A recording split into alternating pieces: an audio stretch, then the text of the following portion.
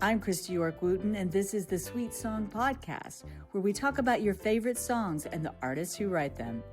Joining me on this episode is Cary Brothers to talk about his new single, Everything.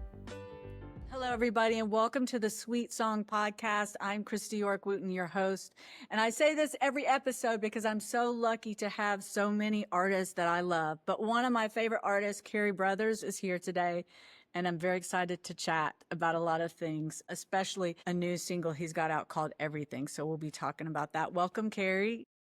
Thank you so much for having me. I want to start off with the thing you get all the time, which is that you're not a band called the Cary Brothers.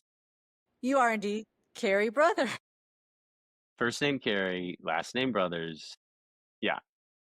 It wasn't confusing until I started playing music, and then at this point it's just like after doing this for 20 years, it's like if you know the name and you listen to the music, I don't care what. I mean, the amount of people who in the last even year have been like, I had no idea he was one dude, has been shocking to me. But as long as you're listening, I don't really care. So I wanted to open too with a preface of how I found your music. I can't remember if it was Garden State, which we'll talk about in a little bit, or if it was just hearing Ride in general somewhere, somehow in the ether. And then we kind of interfaced online, I don't know, by accident. And then I interviewed you about cover songs one time, especially your Duran Duran Ordinary World cover. But you're one of those artists where I feel like we happen to bump into each other online because I feel like we share a similar worldview. I know you grew up in the South, and I wanted you to start there and tell me a little bit about like your musical formation because you were in Tennessee, right? Yeah, I was born and raised in Nashville. So I was the kid who, you know, when I was growing up in like not the best time of country music. So I was, if anything, I'll be honest, I was kind of ashamed of country music. And it was I don't know, everything in country music was like on the table. And the thing I loved at the time was mystery. And so I was like, it was The Cure and the Stone Roses and Echo and the Bunnymen and like the dark kind of gothy mystery of I wasn't like a goth kid, but like of what was happening in the UK, that was so interesting and appealing to me. That's what I was obsessed with. Was really like like the mystery of music and even the sound of like the reverb, like guitars, and that's what was so fascinating to me. Years later now, I love country music, but at the time, I was the kid driving into school listening to The Cure and Public Enemy when everybody else was listening to Travis Tritt.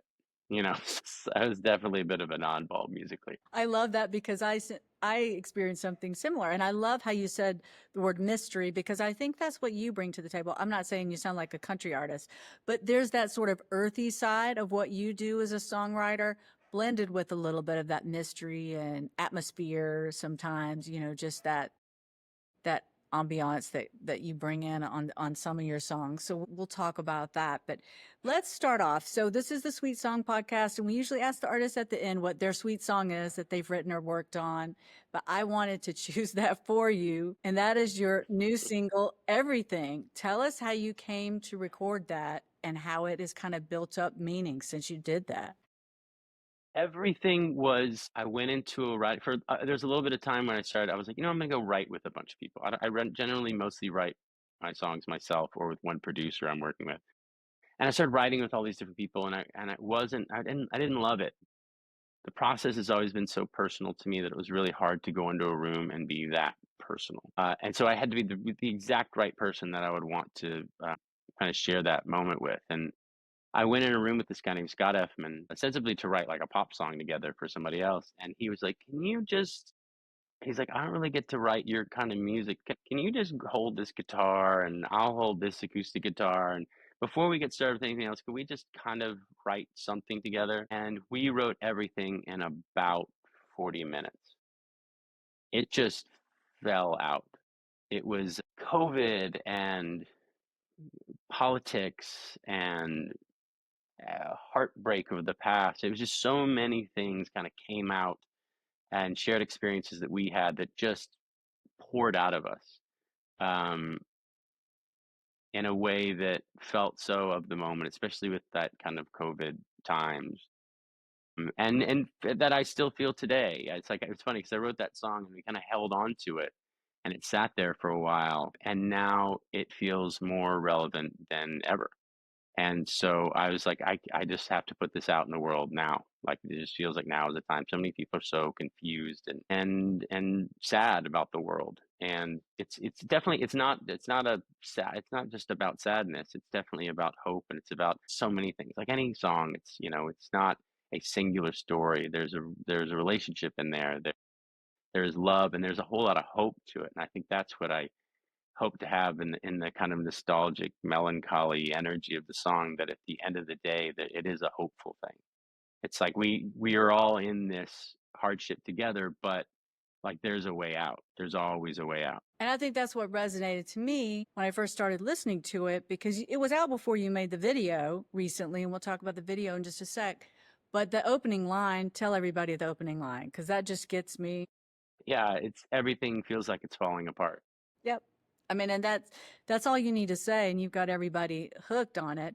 And then the melody just, I mean, I think I was driving to visit my parents, and as a parent myself, and then aging parents, and being kind of in the middle of that as we Gen Xers are too. That's what the relationship element spoke to me. It wasn't a romantic Mm, relationship or anything like that. It was like, look at these relationships in our lives right now, whether it's parenting or visiting parents or being kind of caught in between all these things, and yet everything's falling apart, and those are the threads that you're hanging on to, is kind of my personal just interpretation of it. But you yeah, I know mean, because that's the thing about the song is like that first line is everything feels like it's falling apart, and that is the everything that introduces the song. But the everything that closes the song is thank you for everything. It's thank you for all of the things you gave me, despite where we are, despite loss, death, heartbreak, whatever chaos. Thank you for being a part of my life. Thank you for giving me a bit of, thank you for the love that you gave me, really. At the end of the day, that's all that matters in any of this.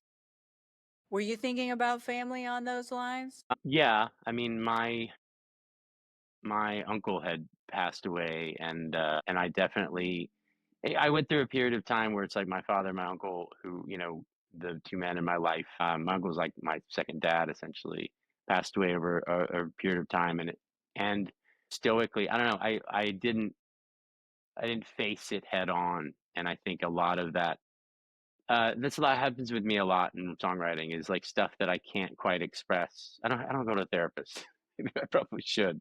But I don't music is therapy to me. And that's one of the reasons I had trouble co-writing with people, because it's like I'm not gonna tell you everything. But stuff that had simmered in me for a while, I think just started coming out in this song. A lot of the energy, a lot of the loss that I'd faced, and love. And so it was saying goodbye, but also with a great deal of gratitude. And it's a short song. Like, you just start getting into the good crying, and then all of a sudden it's over, and it's kind of like a sobering up. It's Play like, it again. play it again, or else, you know what? It's time to pick yourself up, and Sure, move yeah. on. So it's great. And now we have to talk about this video. And I know this is a podcast, so we can't like play everything right now. But the video, I will tell people, it has puppets, Muppet-esque puppets in it, Yeah. and you are singing like in a tree with these puppets, or you're just everywhere with these puppets. And I have to tell you, when you put that out, I think it was, we won't get too political in this at all, but one of the days that part or more of the funding from NPR and PBS and all of those were Mm. being discussed or removed that day or whatever. So seeing the puppets, although they were not Muppet, seeing that and thinking of Sesame Street and thinking of our love for puppets, you've got to unwind this for me. Like, how did the puppets come into this video for everything? Well, I mean, my whole childhood was Sesame Street.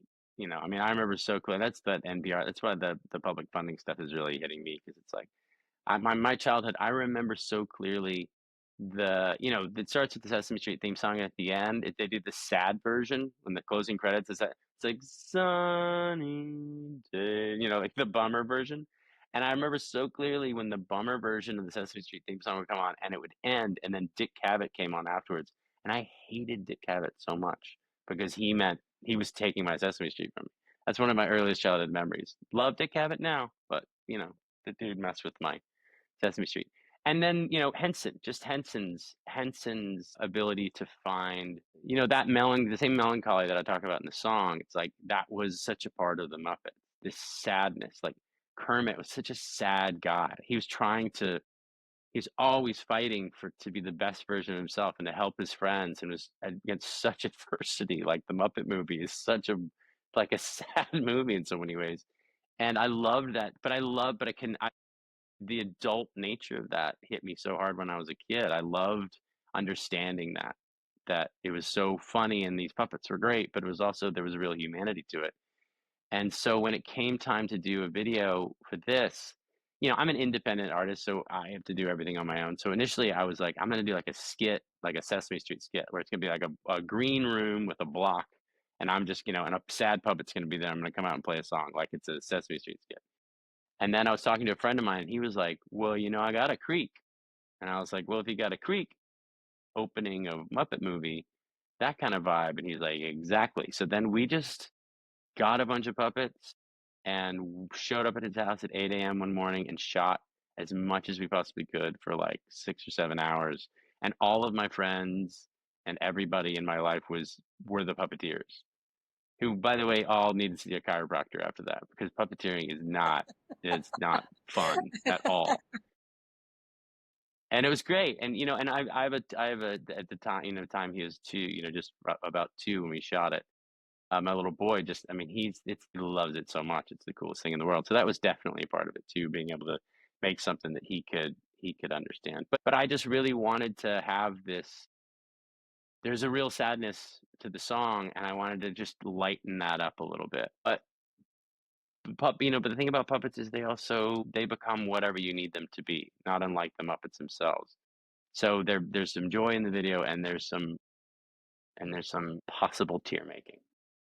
Yeah, I just thought it was so clever. And like I said, the timing couldn't have been more poignant, I guess, with Well, everything that's thank you. going on with the funding. So we need to keep Gen Xing out a little bit on some of this stuff because you are also known. We're going to get into your TV and film songs in just a minute, but you are also known for doing all your covers, mostly of Mm. 80s stuff that are just fantastic. So when did you decide to start? I mean, it's been years since you first kind of put out that first EP or the first album of it, right? Of the covers. Yeah. What made Well, you I want? think it's weird for me because the covers are such a strategy for some artists. They're like, let's do a super dark cover so we can get it in like a movie trailer or something. And I just like, that's never what it's been. To me, when I put out covers, it's for me. It is literally for me. Like if somebody else likes it, that's great. But they're all songs that at some point I picked up a guitar at night and just started finding my own voice version of a song. Um, and then wanted to record it. That's as simple as that. And it's funny because I put these things out in the world, and I did a cover of Alan Parsons' project "Don't Answer Me," and there's just super stripped down like acoustic. And I put it out in the world, and nobody, wasn't a thing. Like people who liked it. But there's this recently, like I don't know how, but like it's been started to play on like a radio station in Brazil and somewhere else and across the planet, and it's just starting to, like, not like millions of people, like a few 100,000 people are now like listening in the last few months, and it's starting to rise. And it's really interesting how these things you put music out in the world and you have no idea what's going to happen to it, and it sometimes comes back to you years. I mean, it's 10 years ago when I put that thing out that these things come back. But I mean, I was a 80s kid, so those songs were that's the core of my musical memory. So just being able to reinterpret them in my own voice is it just makes me feel great. So who was your favorite band? You're a few years younger than me, but who was your favorite band, say in like eighth or ninth grade? I mean, listen, Nashville, Tennessee, uh, progressive kid in a Southern conservative place. So REM was the band. I mean, they were these Southern guys who were, or some Midwest or whatever, who had ended up in Athens and were speaking my kind of truth. And again, with a massive amount of mystery. I had really barely even knew what they looked like, and the videos initially were weird, and the record covers were strange, and it's all about like you get to they give you they only give you so much, and then you have to interpret the rest. And to me, that space between what the artist gives you and what your imagination can come up with, that was one of the most important things about music to me back then, unlike today. Like just like where did Michael Stipe live? Like, what does that guy do? Like, does Robert Smith from The Cure live in a castle? It's like, like that's where my and it adds to the songs and adds to the lore of these bands, and I miss that a lot in music these days. Yeah, they didn't have cribs, MTV cribs and stuff back then, or TMZ or anything that they have that didn't follow people around like that. So yeah, no, REM is definitely the best at that. I mean, kind of like they were essentially, and don't take this the wrong way, REM, but like it was like a faceless thing. You knew their music, like you Yeah. said, you knew the mystery about it, but you didn't really know. You weren't following their every outfit change or their, things like that. So that was Well, it was definitely, also very conscious. I just read the new biography of REM that's fantastic.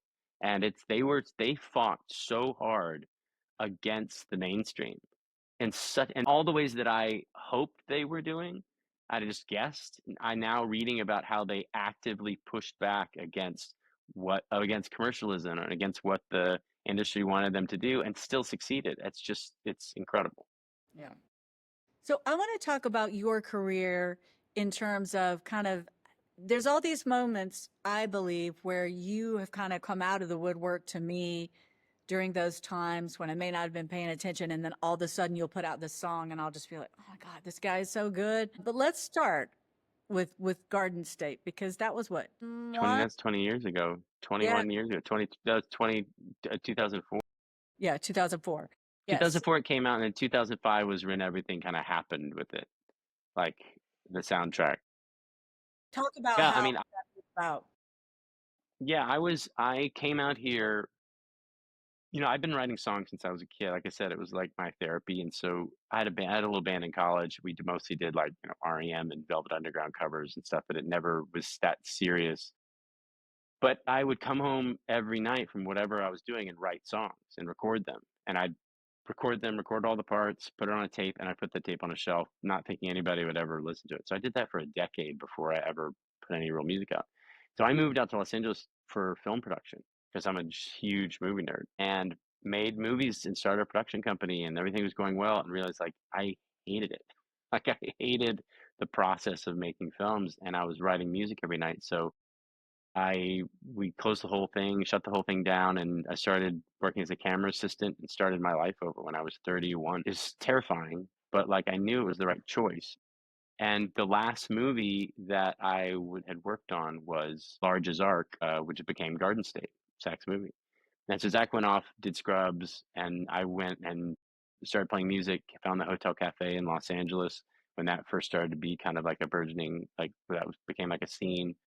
And Zach would come see the shows, and then he made the movie and just came to me and said, "Hey, can I put that song in the movie?" And then we went to his house. We go to his house with stacks of CDs and just throw out ideas, a bunch of friends. And Zach was, curated was kind of catching all of these different ideas. And so it was, I've said it before, it was like a bunch of friends making a mixtape, and we had no idea it would ever be as no one really cared about it, to be honest. No one cared about Sony put it on the shelf. They did not advertise it. They didn't do anything. So it just grew like it grew like a seed. It grew like a tree. It just grew and grew and grew and became a bigger thing. And it was very organic and very natural. And it was just one of the most amazing experiences I could ever imagine. But just the crazy part was that was my first experience. That was the beginning. And we won a Grammy. It went all the way to the Grammy. And then I was like, wait, now what? You know, Yeah, I love that story. And just to catch the listeners up, we're talking about Zach Braff, and we're talking about the song "Blue yeah. Eyes," right? That you had on the soundtrack. And so bring us full circle now because the celebration just happened, right, for the 20th anniversary. Yes. So, about a little over a year ago, probably I was on a because Zach actually lives up the street, and we were on a hike, and I was like, "Are we gonna do anything for the 20th anniversary of Garden State?" And he's like, "I don't think so." I was like, "Well," he's like, "What would you do?" And I said, "I would want to do 20th anniversary Garden State live at the Greek Theater for the Midnight Mission, which is a charity downtown in Los Angeles that I've been supporting for years." And he's like, "I don't know if all those bands are gonna do that, but if you can make it happen, I'll support it." And found a partner on the show, and we got everybody to say yes. And it was just, I mean, it became, I was thinking about, I was originally going to put out my record last year, and I just didn't have time because that became a full-time job. Like putting that concert together was every single day. Because then we suddenly are in a position where Natalie Portman's going to come, and so then it's negotiating.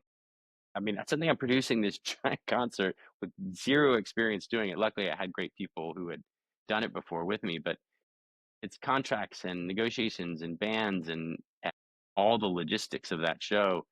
And it was just like, I mean, the thing sold out in 6 minutes, and we shot it, and we shot it, and the director, I mean, they shot it so beautifully. But like the night itself was just one of the most wonderful experiences I could possibly imagine because it was, 6,200, whatever many people fit at the Greek in Los Angeles, like coming to hear the song, sure, but to be who they were 20 years ago in that moment.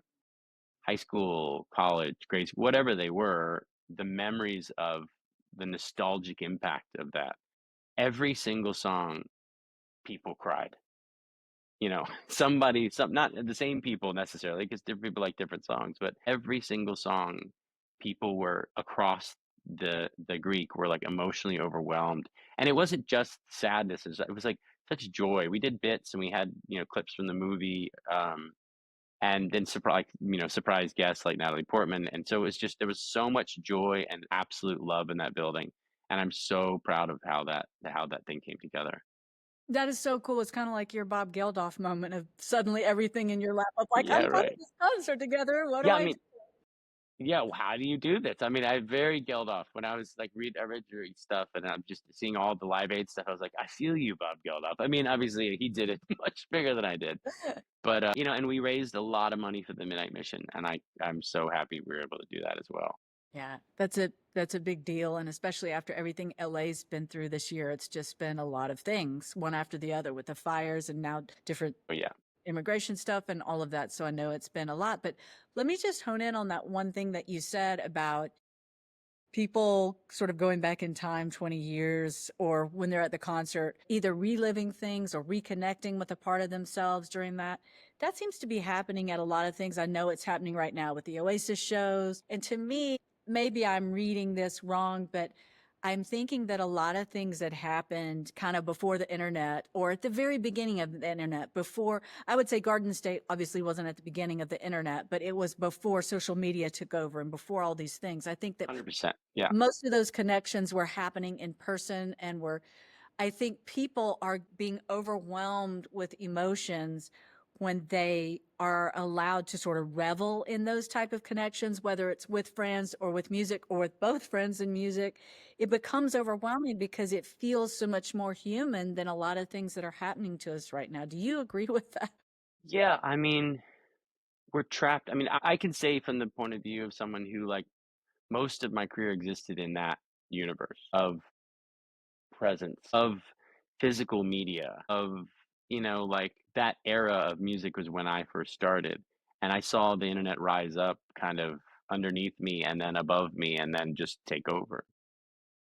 So I think people are so overwhelmed by the persistent hammering of media into their brains. And we do it to ourselves with social media too. I mean, I get it, but like I did a song with Tiesto, the DJ, like he remixed Ride years ago. And so it got me into that world of like dance and EDM and trance and etc. And I remember being at a concert where I sang at one of those shows, and I was backstage, and there was a fence, and there were a bunch of kids smoking cigarettes. And one kid was like, "Hey, were you singing?" I was like, "Yeah." And and we were talking about his experience at the show, and I said, "Why do you come to these kind of shows? Why do you get in this room full of thousands of people dancing? I mean, I've done it before. It's really fun.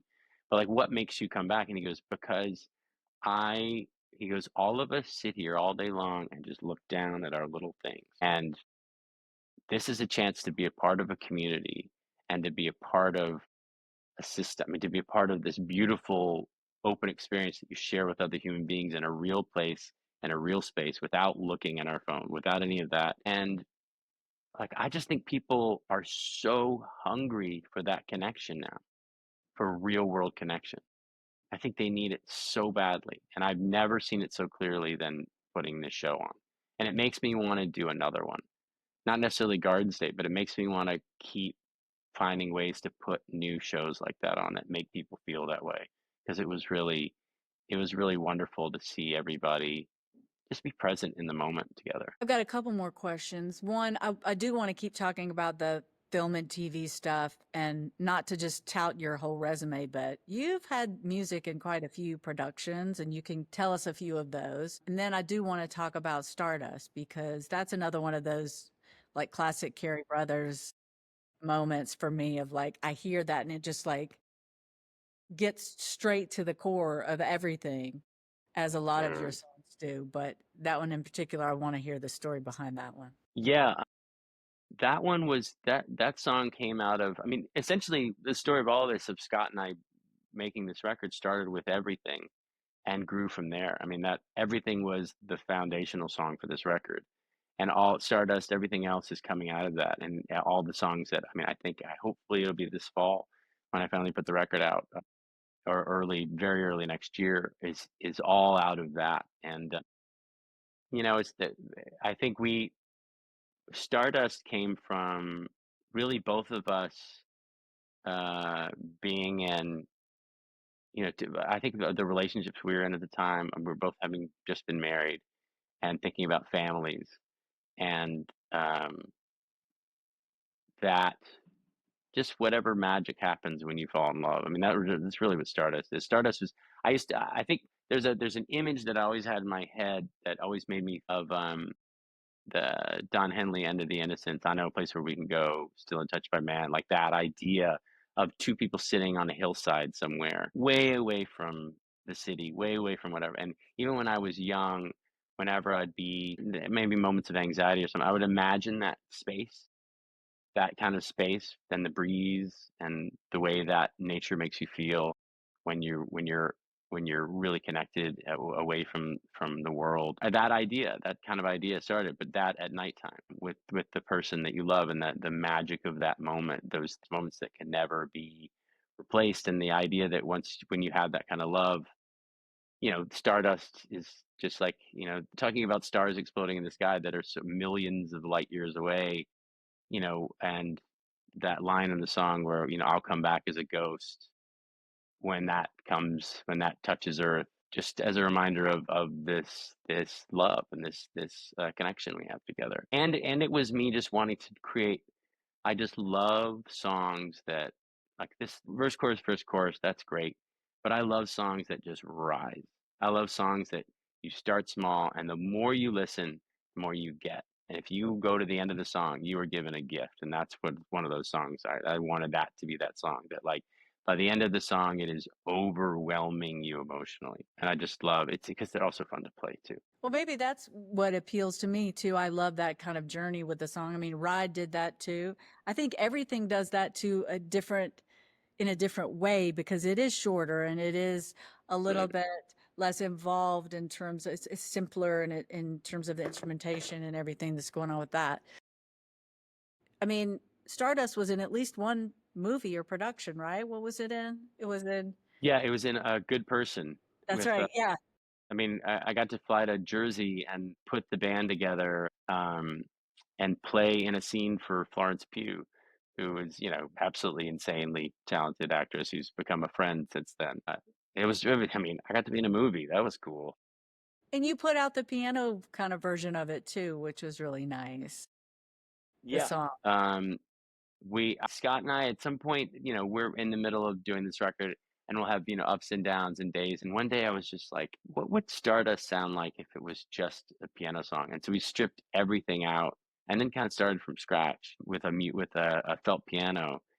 and it just felt almost as impactful as the original to me. But it was just we bounced it as just a fun as like on a lark, and I was just sitting in a folder, and I didn't really know if we're gonna do anything with it. And then they were putting, I got asked for music for the show We Were Liars that just came out on Amazon. Old friend Julie Plec, who did the Vampire Diaries and a lot of other shows that had used my music, and then Chris Malaire, the supervisor.